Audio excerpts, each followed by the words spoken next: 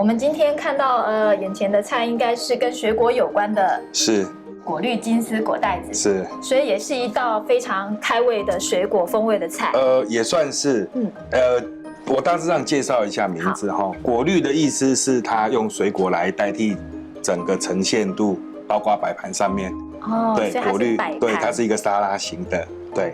然后金丝呢，我们金丝今天是用马铃薯下去，马铃薯是金丝，对，它去炸成金色的丝，我们会切成丝，然后炸成金色酥脆的样子。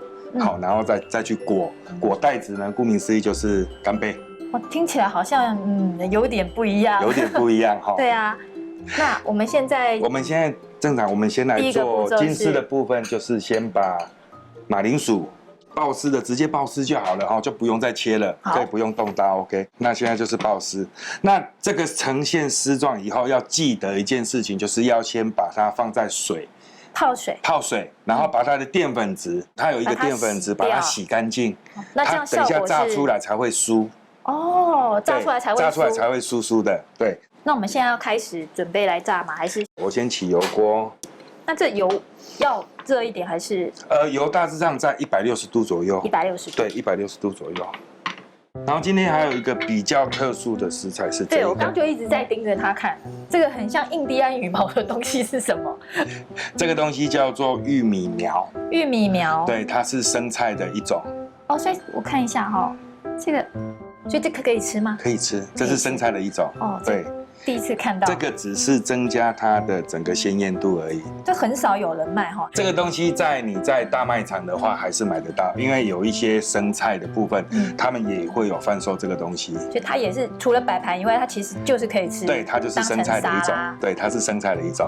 所以今天不一定说一定是放玉米苗，你如果有放到红酸蘑的部分，或者是其他的生菜，只要能够增加你的视觉效果。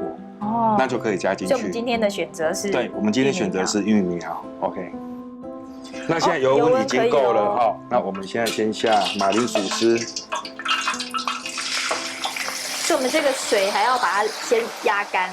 对，我们先把淀粉质洗过以后，然后把它滤干，滤干以后它才比较不会油爆。我要炸到什么样子呢？炸到它颜色上来。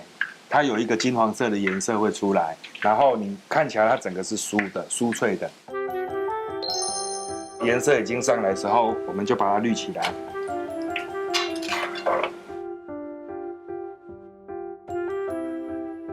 等它冷掉是不是更酥？没错，等一下再来做一个裹的动作。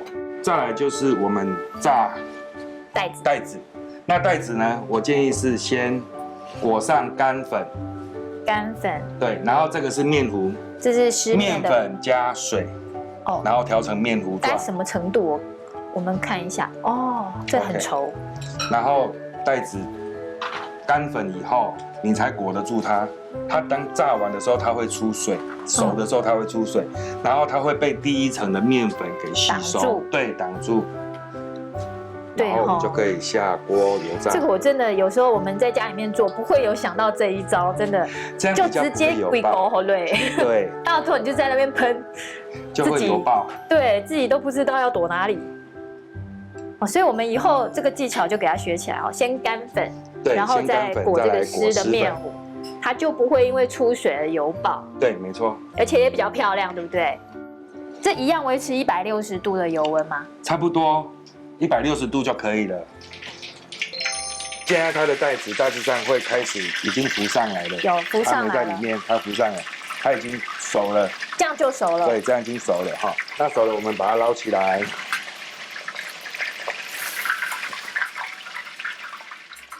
然后接下来我们来做前置的动作。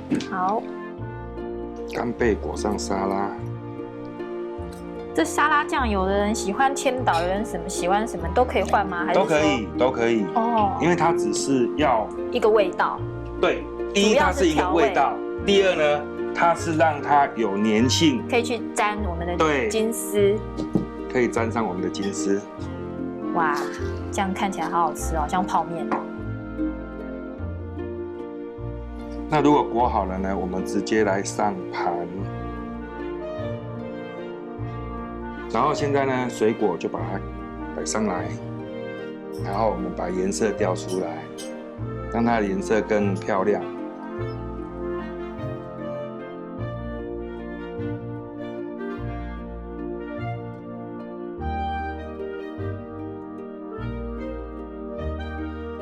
好，这样就完成了。所以我们今天这一道果绿金丝果带子讲的真的很可爱，而且过程非常简单，还学到了一点小撇步怎么炸东西。我们谢谢蔡主厨。